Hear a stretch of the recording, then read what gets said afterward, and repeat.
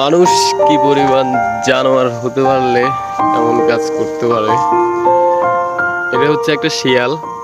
আমরা ওকে বাঁধা অবস্থায় হয়েছিলাম, আসছিলাম ইঞ্জিনিয়ার কলোনির এদিকে।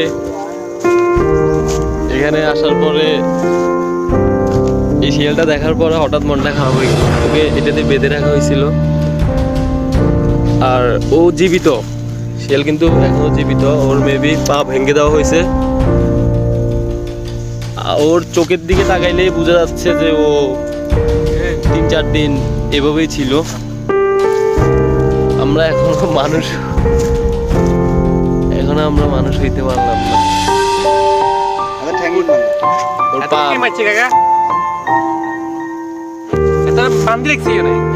মানুষ কেমন জানা হইতে পারে, এত এমন অসুস্থ।